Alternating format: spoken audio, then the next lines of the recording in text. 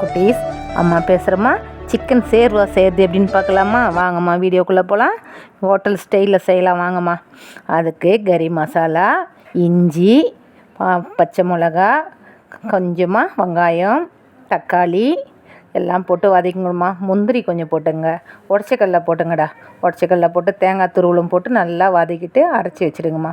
ஒரு குக்கரை வச்சு ஒரு குழிக்கரண்டி அளவுக்கு எண்ணெய் ஊற்றிட்டு கடுகு, சோம்பு, ஒரு பிரிஞ்சி இலை போட்டுங்கம்மா. பச்சை கருவேப்பிலை போட்டு வெங்காயம் போட்டு நல்லா வதக்கிடுங்கம்மா. வெங்காயம் வதங்கின உடனே தக்காளி போட்டுங்கடா.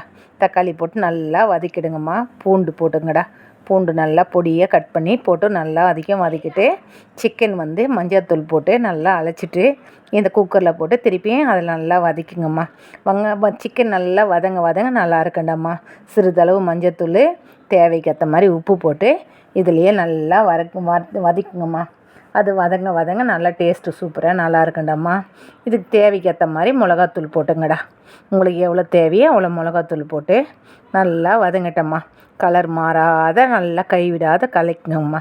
மிளகாத்தூள் முன்னாலே போட்டால் கலர் ஒரு மாதிரி கருப்பு கலராகிடும்மா. சேர்வா வேறு மாதிரியாக இருக்கண்டாம்மா. மிளகாத்தூள் போட்டு நம்ம அரைச்சி வச்சுருக்கோம்ல பேஸ்ட்டு, அந்த மசாலாவை மொத்தத்தையும் நல்லா கழுவி இதில் ஊற்றிடுங்கம்மா. ஊற்றிட்டு 2 விசில் வச்சுட்டு சூப்பராக அப்படியே விசில் வந்த உடனே சாப்பிட்ணும் போல் ஒரு ஆசை வருமா. அதை மாதிரி வச்சுட்டு சாப்பிட்டு சப்பாத்திக்கு, தோசைக்கு, பரோட்டாக்கு அதுக்கெல்லாம் சூப்பராக சாப்பிட்டிங்கன்னா அவ்வளோ அருமையாக இருக்குமா. நம்ம ஹோட்டலில் வாங்கி சாப்பிட்ட மாதிரியே ஒரு சந்தோஷமாக திருப்தியாக நல்லா இருக்குண்டாம்மா. இது சாப்பிட்டு பாருங்கடா. அம்மா செஞ்சது அருமையாக இருக்கண்டாம்மா. வீட்லேயே செஞ்சு கொடுத்தீங்களேண்ணா குழந்தைங்களுக்கு.